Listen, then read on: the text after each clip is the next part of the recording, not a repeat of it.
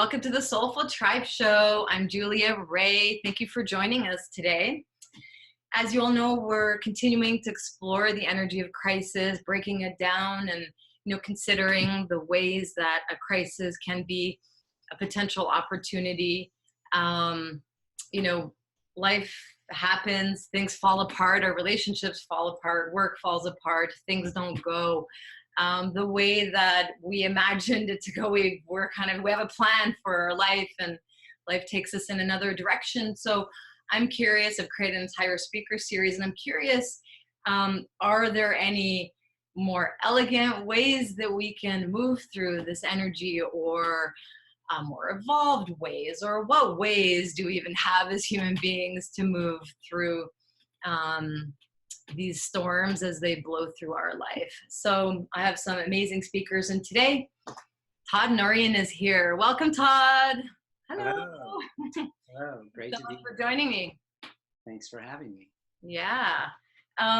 Would you mind sharing a little bit about just where you're at with work today? Start there. Oh my goodness.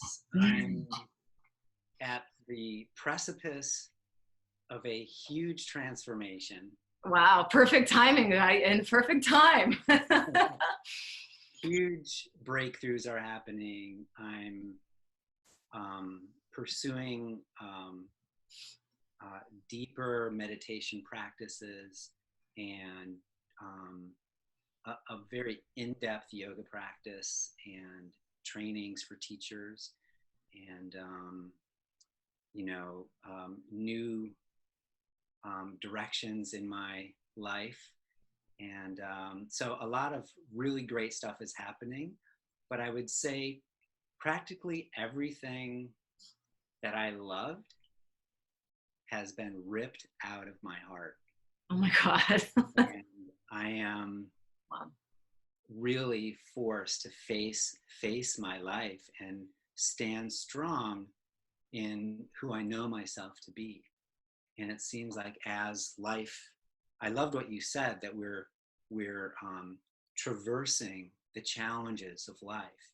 And boy, can we support each other to traverse them with a little more grace and a little more ease? Yeah. And what if we were able to really gain access to a consciousness that takes everything in life and makes it for our awakening?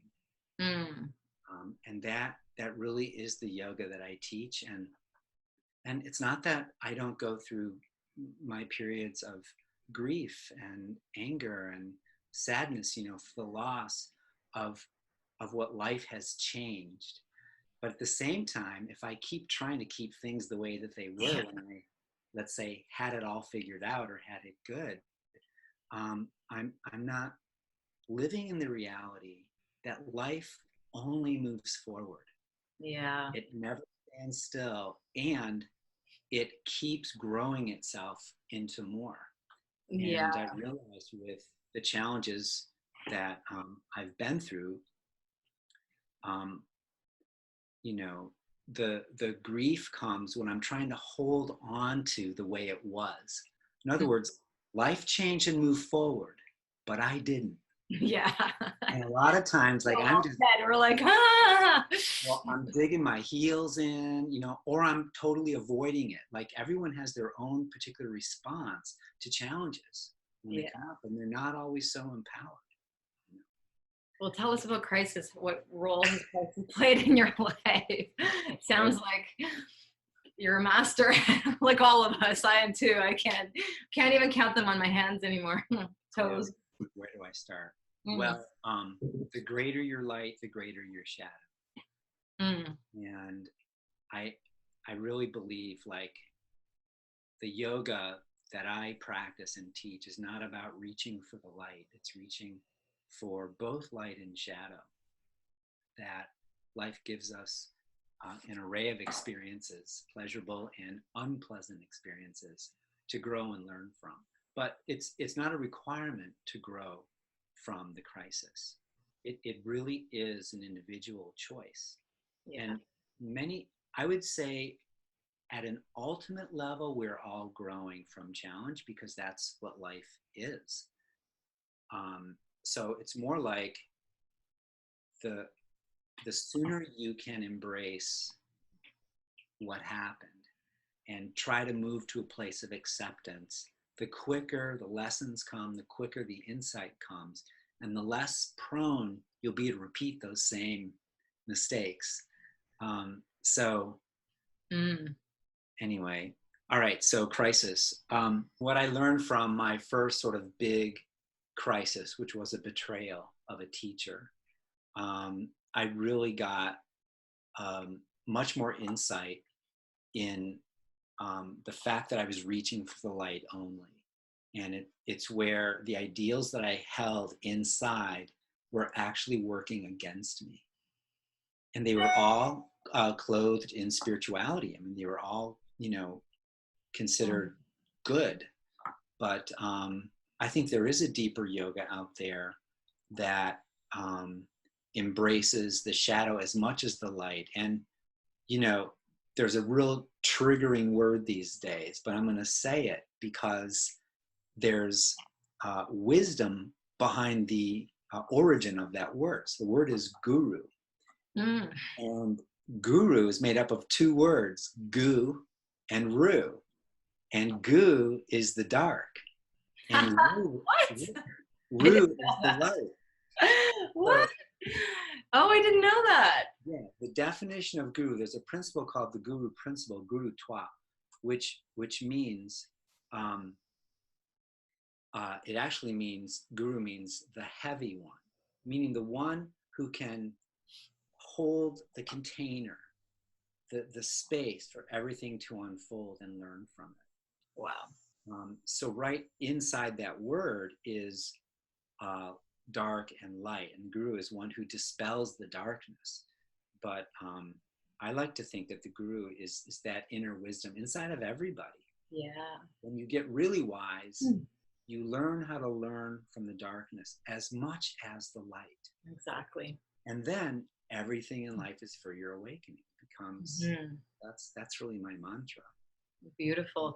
Those worlds have really been split for me, because the way that the yoga came in was always in that one-sided way. And, as I grew through it, and I had this parallel path of dream work, and dream work is all about looking in the dark, like in the unseen, unconscious, and bringing that stuff into the light. So working with your shadow continuously, and then the yoga, and, so I had those, but kind of in a split way until I learned to merge the movement and the dream work. But it's beautiful that you bring this, that it's forever been embedded, as a meaning in the word itself.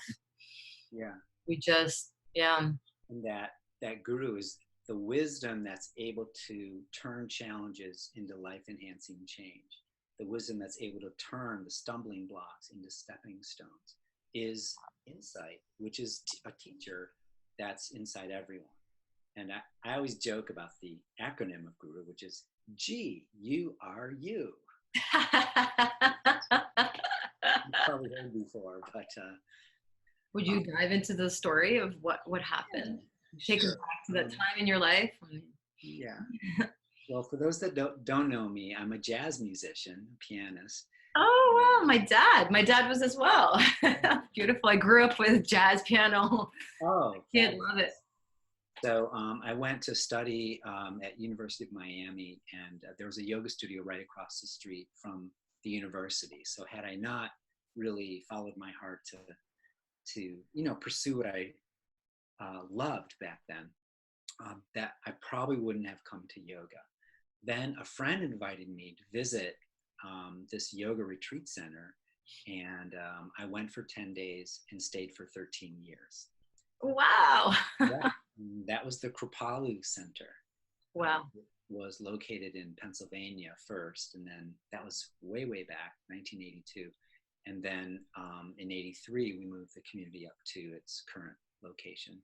And back then, it was a guru-led ashram, very traditional, and practice of celibacy and vegetarianism and like really, really deep, intense practices. And then the teacher there, the guru there, was constantly giving the blessing called the Shakti pot. Mm. So I felt really lucky to have found this path, and it just awakened me to such a deep level of the longing inside that I didn't even know I had for awakening, for freedom, for fulfillment, like to really make the best use of my life and to find a purpose that was bigger than myself. And we focused on serving the guests that came there and helping people find out who they are and bring more joy into their lives, you know. Beautiful. So that all went on for 13 years. And then the founder was accused of sexual misconduct. Oh, wow. Which today, I mean, it's just what guru hasn't done that. It's really not new news, but I was so gullible back then. And I had no idea. I was very, very devoted to the person, to the teachings, to the way of life. And it really benefited me. And so I don't want to get ahead of myself, but I don't devalue the training that I got there. Yeah. That's one of the signs that I know I've really healed through the experience, because I'm not just demonizing the whole thing. Yeah.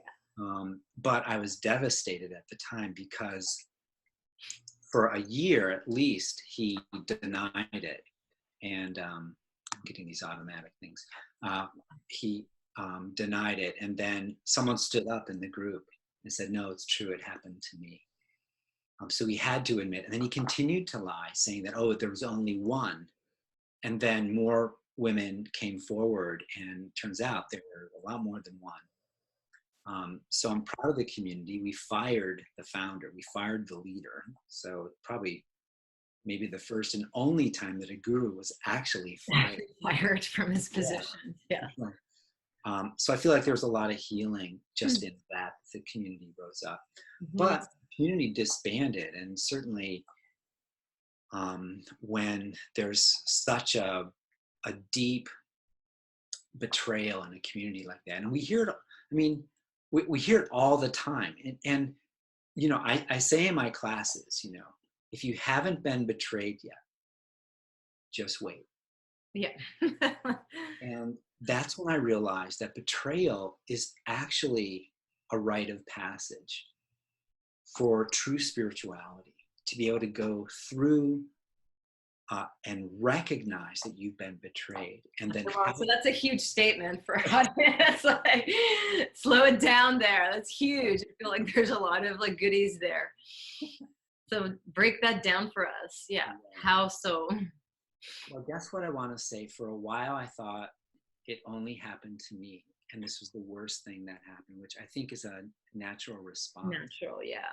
And then I blamed myself. How could I be so gullible? Why didn't I know? What's wrong with me? And of course, betrayal it happens all the time. There's levels of betrayal, even from the most simple thing of not keeping your word. Yeah. Your loved one says they're going to be home at 6, they get back at 7, you know, and it's like, you know, why didn't you call me? Or why didn't you, you know, your dinner's cold. Like there's consequences for, you know, not really communicating, and I guess not keeping your word. Yeah. And in one of the methods that I studied, the teaching was, it's not just keeping your word. You are your word. You know, you are what you say you are. Yeah. And when you give your word to someone, that needs to be kept, or you need to amend it somehow, you know, ahead of time. So I'm just pointing out that betrayal is something that we grow up with. Yeah. And it can be, you know, as intense as betrayed by a boss, betrayed by a spouse who had an affair, who lied, who didn't tell you about it or something, to sex in the clergy, which, you know, unfortunately, all of that got uncovered, you know. Yeah. And there's probably more. So I had to get over me being in the role of victim. Yes, I was a victim, but I wasn't, I'm not special. You know, this is a common experience in life. It was the first time for me. So after going through the layers of, there's rage, first of all, like, how could you? Right. How could you lie to me for all these years? And then, you know,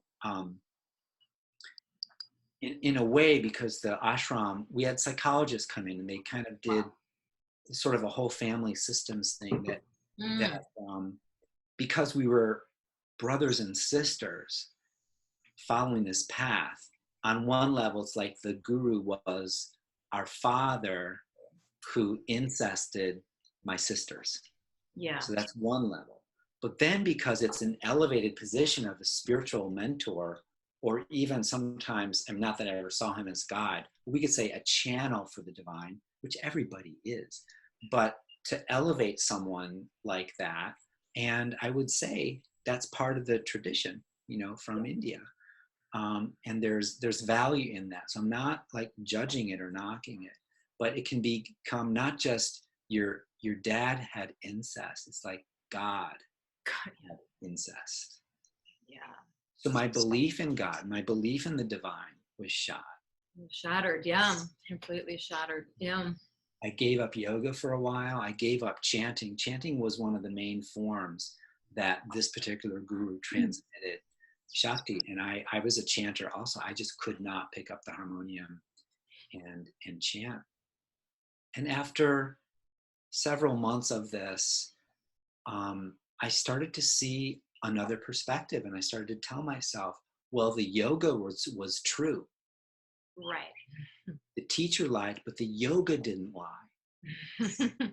You start to peel back what's what. Yeah. Yeah. So anyway, I grew a lot from that experience. And then shortly after that, I followed another teacher. And a similar thing happened, but I dedicated 15 years. So the Kripalu path for me was 17 years. Then another 15 years with another community. And the same damn thing happened. Not quite the same, but this idea of abuse of power, abuse of money, just, like not really honoring people. And that community disbanded. And I think it's in public domain, but that was the Anusara. Anusara, I was going to say John Friend, yeah. Yeah, but back then, and I went through the similar process that when I look back, I was so connected with the Anusara tradition. And personally, with John, we were buddies. We had the same intention. And then that was more in the beginning. And then something shifted, and he changed. And, so anyway, that was the second time. Now, I was already familiar with the pain of losing a teacher that I dedicated myself to. But this time, I really started asking myself, oh my God, this was the second time I did that. What's wrong with me? Yeah. Oh God. Yeah, it's so easy to make it about ourselves. I think we all do that, to feel that there's something wrong with us and to internalize someone else's, like crimes or, injustices or choices or karma, call it whatever. But it's like, yeah, we internalize that. And it's like, well, no, it's yours to hold. And it has impacted me, and it impacts us. And anyway, it's a tough one. I remember when that whole thing blew up. And in the beginning, I rallied. I said, no, the method is still great. And I tried to, be a voice for the method and all that, but it just didn't work out for me. I mean, now, like, Kripalu is going strong. Anusara is going strong too. Things change and things turn over, and things eventually work themselves out. But when I look back, I see that if it weren't for those two experiences, I would not have gained the courage and the insight to develop my own method, bring my own gifts forward. And that's when I created Ashaya Yoga.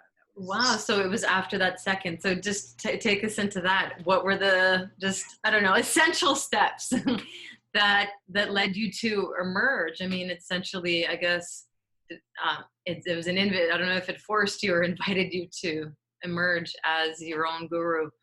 Yeah. Well, basically, I said, It happened twice, but I'm not going to let it happen a third time. And I just, Wow. it was a process of me valuing what I had learned. And Mm. that, I have 30 years of experience behind me. I should be able to say something about yoga.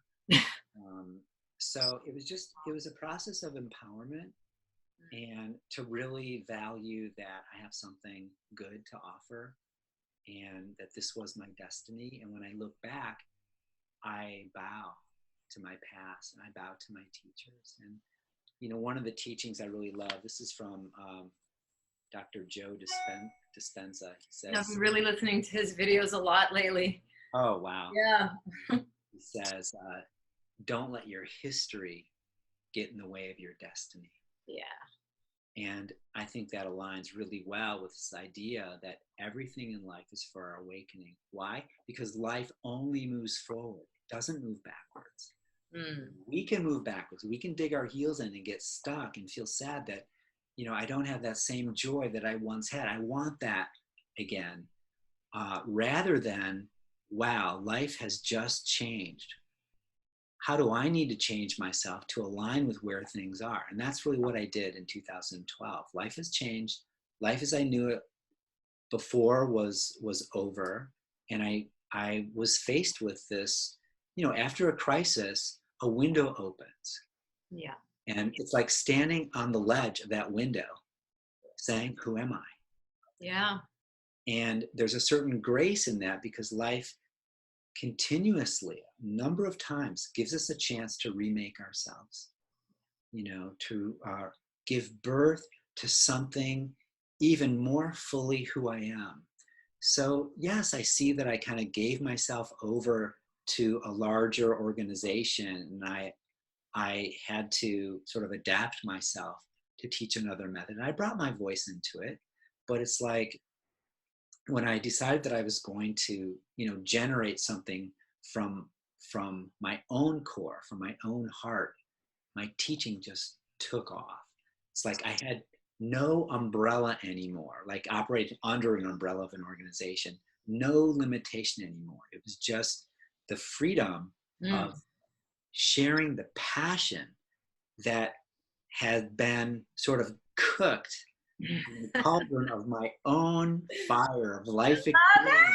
Todd, it's so exciting. It's just, it's, I say that it's, crisis creates freedom because it disconnects us from something that we've held on to.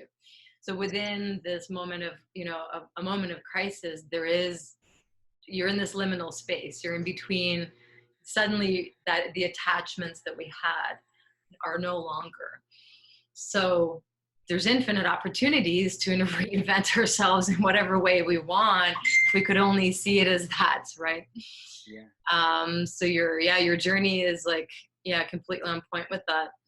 So partly what I think enables people to reach into the wholeness and fullness that's there, even with our flaws, is that we're willing to embrace the full spectrum of life, shadow and light, success and failure. Yeah. The tantric teaching that I love, which is the yogi doesn't only want success. Like we want to learn how to go beyond success into greatness. Mm. And that just opens something greater. Greatness is not really so much about, getting it right. It's more about, can I embrace my imperfections and learn from them and go forward anyway. Beautiful. Just kind of silly Facebook thing is called Flossom, a new word. How to embrace our flaws and know that we're still awesome. That's really good. Yeah, it's a good one.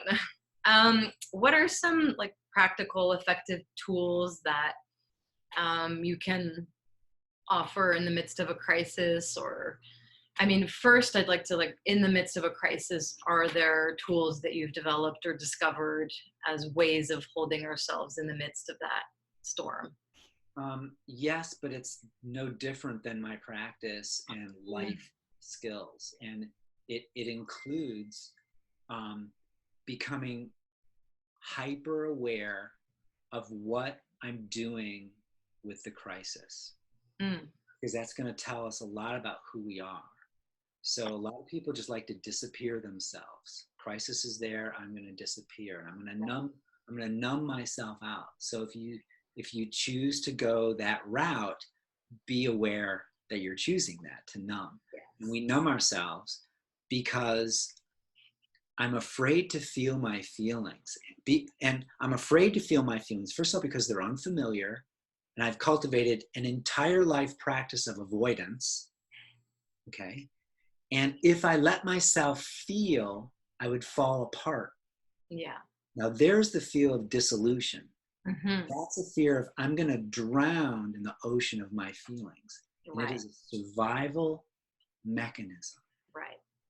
But the yoga that I teach makes space, and there's a value for falling apart.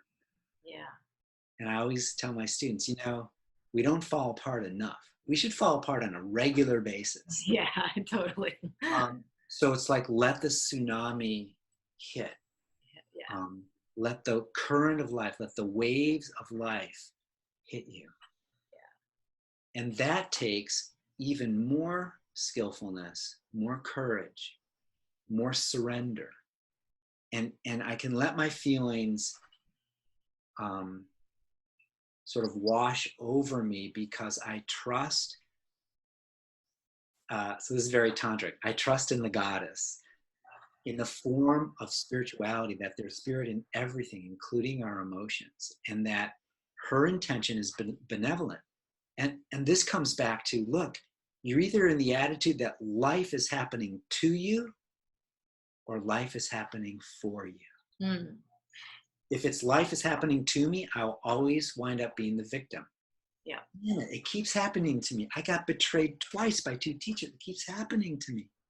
Compared to, and that's, I call it victim consciousness, compared to victory consciousness. Mm. Life is happening for me. Yeah. This is happening in a way to free me up to even greater depths of service, greater depths of bliss and joy, greater depths of insight. Yeah. And I would say I'm an expert on betrayal now. Go ahead, hit me with one. Hit me with one. Let's see how I do. I hope you write a book about this. A great title, a great story, and it feels, you do have a beautiful way of holding it and breaking it down, speaking about it and speaking to it. And I think, universal. I have a memoir. It's not published yet, but it's coming, and it has all this in it, and more really about, like you said, the tools and the skills to cultivate. I'd say there's no easy way to go through a crisis, but from the yogic practices and from the wisdom of just being insightful in life, we can learn how to pull ourselves up out of the hole. Mm-hmm. and learn from it. It's like a learning as we go. And I just think, if people that are listening and watching this, if you're in the middle of a crisis, be there. You can't let it go until you let it be. Yeah. And letting it be requires acceptance. It requires you to soften inside, to refrain, just pause a little bit from making yourself wrong. Or maybe you're in the rage stage of the betrayal and you're raging at that person. You need to rage at that person, and you need to get that out in a safe way. I'm saying, get help.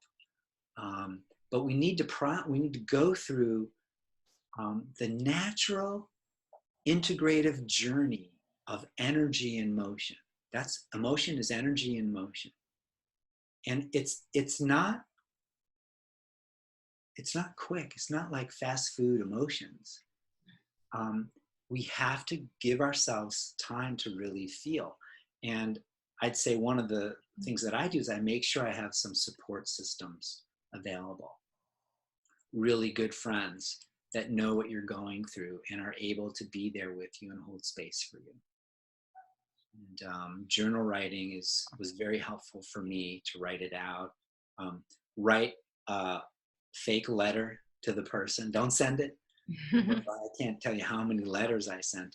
And I will tell you, like, especially with the Kripalu situation, months later, and I really speak highly of the founder. He came back and he invited any of the residents who wanted to make peace with him and kind of sort this through. He would meet with them. And I took him up on it, except he wanted to meet with a group. And that was part of my trauma. I felt like I never had my voice because we always met in groups with him. And I never really had the courage to speak, you know, for my own self. And so I said, yeah, I want to come, but I'm only going to meet with you one-on-one. And he agreed. So I show up at this house. He's in street clothes, which is, you know, usually he was like in a robe and all that. He's in street clothes. We go upstairs in a private room.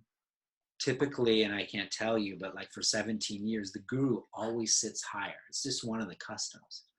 We go there, we're going to sit on the floor. He gives me his cushion. So now I'm sitting higher than him. Wow. And I took that as an act of humility. Yeah. And the first words out of his mouth were, I'm so sorry for all the pain I must have caused you. And I burst into tears. It was just like, whoa. It was authentic. And, you know, it was like this glimmer of the love that we had before. You know, it was a guru-disciple relationship. He was like, well, he was my spiritual mentor for all those years. And that was fabulous. And then when I wanted to talk and I started speaking, he went right back into his guru mode and started teaching me. And it was in that moment I got, he will never be able to give me empathy in the way that I really need, because it's not who he is. And it was a lesson in empowerment. I think this happened again through the Anusara, is I was lacking empowerment in myself.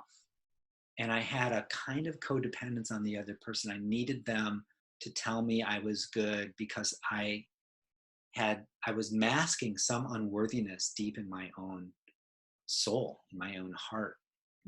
And as I became more aware of that, as I recognized that, I started to do work around my thoughts of unworthiness. You know, and I went back into my past and I sourced, well, you know, whose voice told me that for the first time, and, you know, in kind of a silly way. And we all have this with our siblings. I have an older sister, and she used to just mock me and torment me. And I'll never forget when I was really little. She's 3 years older. Okay, she draws a really ugly picture, and says, "This is Todd," and put an arrow. And then she'd hold it up to me. I would get so angry. I'd be chasing her around the living room. So, Oh my God. Anyway, unworthiness is sort of a cousin to shame. And there is so much shame. We live in a shame-based culture. I think it's improving now, but I mean, that's the way we learned in school. And totally everywhere. yeah, even in media and all that, you know, here's the house you're never going to be able to afford, and here's the skin you should all have, but you're never going to have look quite body, like the looks, the hair, the, you know, the list goes on and on. All of and it. It's consciously, it's constantly being like projected at us. So yeah. So I did a lot of work on understanding that worthiness is our birthright, and that life is a gift. What is the definition of a gift? A gift is something you can't earn, you don't deserve, and you never have to pay it back. Oh, you make my heart melt talking to you. It's so sweet. And I realized, even though I'd been doing yoga for all these years, at that time it was probably 2 decades or 3 decades, I wasn't receiving the gift Mhm. fully. And I think that really shifted. And as part of the tantric teaching that I teach is this idea of weaving back together. Tantra means loom, like a weaver's loom. So Mm. if you could consider weaving back all the dispersed parts of ourselves into an integrated, meaningful matrix of relationship, it's really coming back home to ourselves to, reunite with the essence of of who we are, which is perfect. Yeah. It's perfectly imperfect. We have flaws, Yeah. but the idea, to recognize the gift of life, to know that everyone's working on themselves. So How does Tantra do that? I'm really curious. Are there, I don't know, anything that you can illuminate or share as to our just audience before we wrap up? Just, I don't know, tools or practices or ways that Tantra, I mean, that sounds sure. incredible. Yeah, Um, as a definition to Tantra, I've heard many, but not that one. yeah, Um, yeah. I mean, and you bring so much kind of hidden wisdom, it seems, like wisdom that has been there but that is tucked away, hmm, from mass consciousness. So absolutely. Well, think of it as a journey of awakening. And the first thing you have to recognize is, are you able to locate your desire for freedom? Are you able to locate that intense longing for something greater? mm, Because that's what keeps you going hmm, in life, is we have to come back to a place where we recognize what our life agenda is. um, there's three questions that are asked in tantra. One, what do you most deeply desire? Like in your heart, what do you most deeply desire? Two, what value is that to you? Because not everything is as valuable as everything else. right. And three, what are you prepared to do about Hmm. it? Like, do So, you ask these questions daily or as a daily practice or yeah, yeah, it mhm, can be a daily practice. It can be especially during times, during loss mhm, or during a crisis.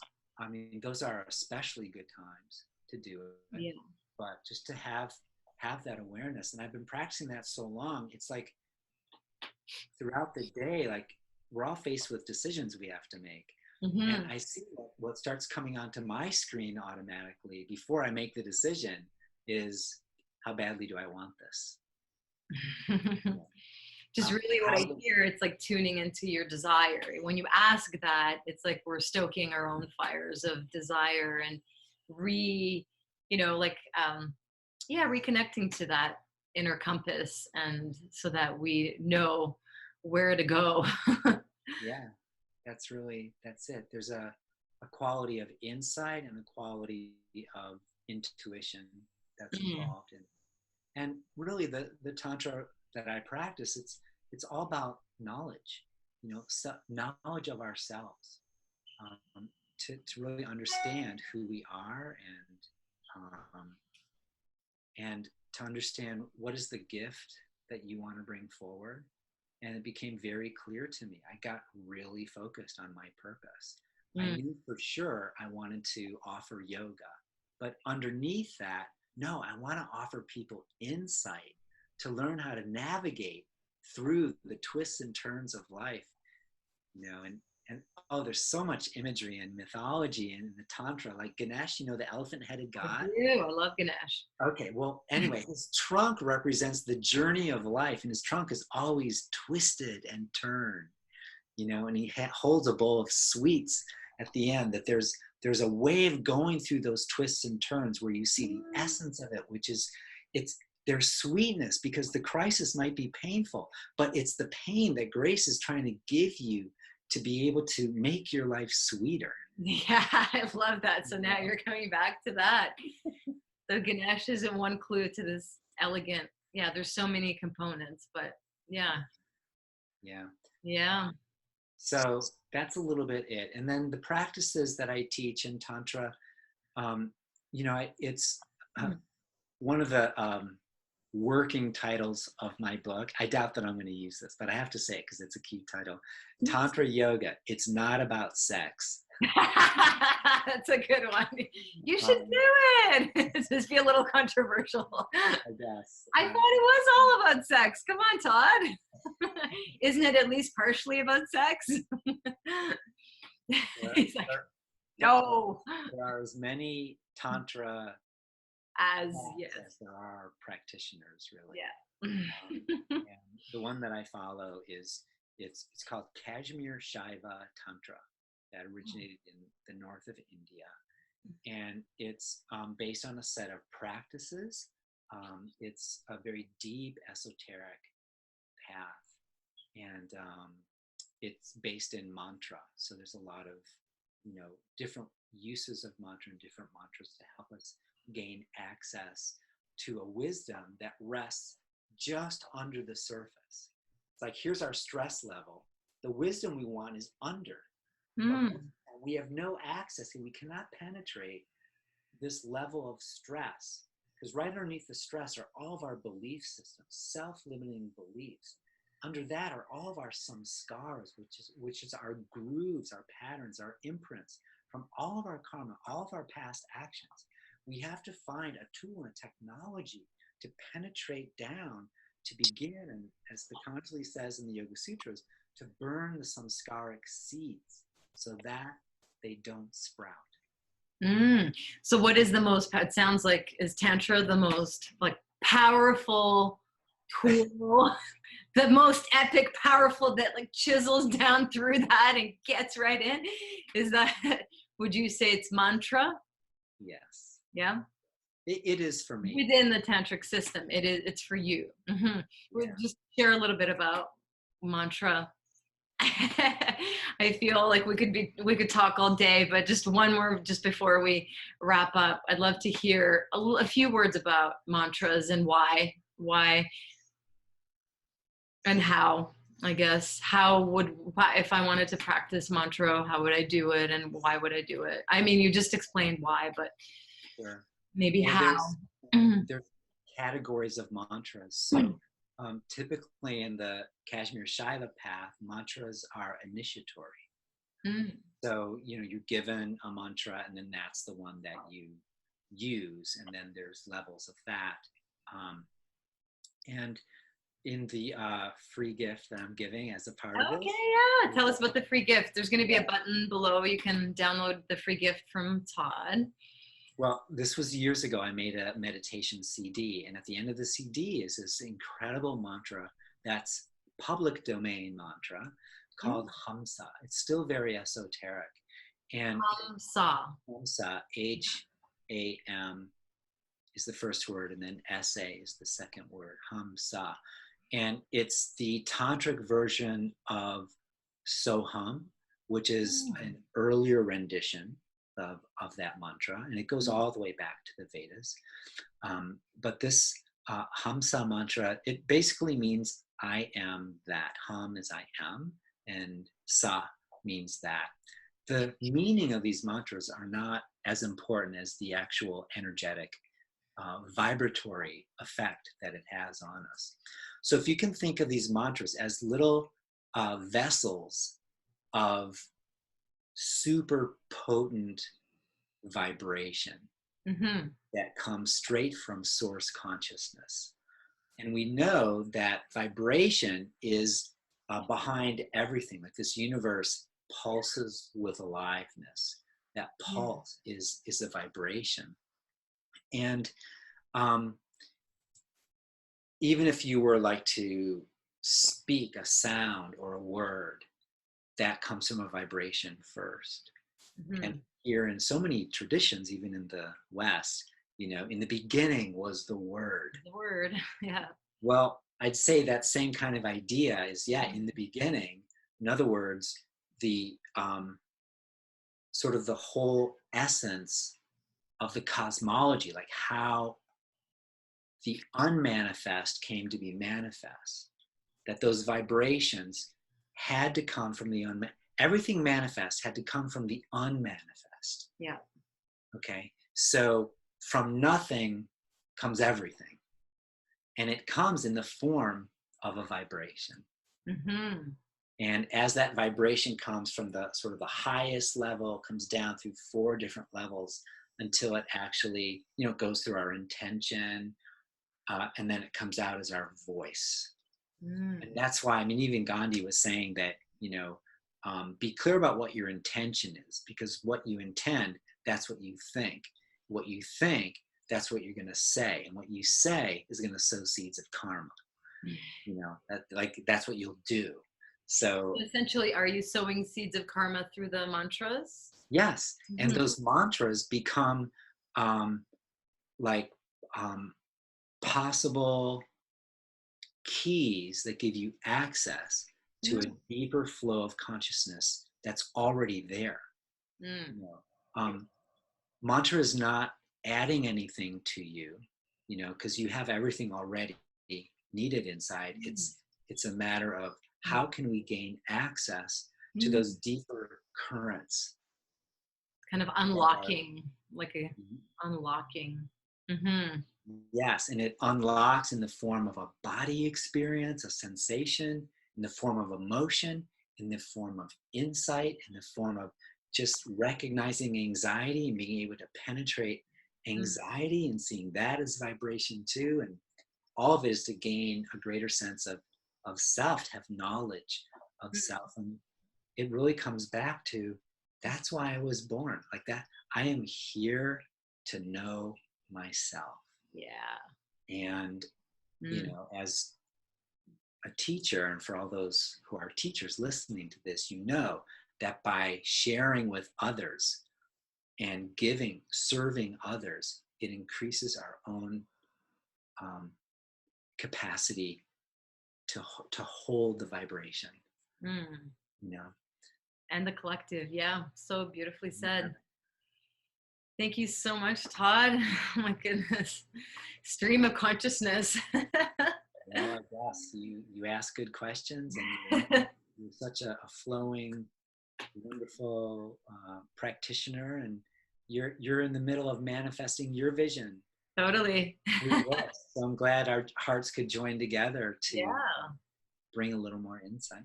Beautiful. Yeah, I really feel we're part of a vision that just continues to unfold, through us together. So more conversations, more meaningful shares, all of that, to let that energy flow.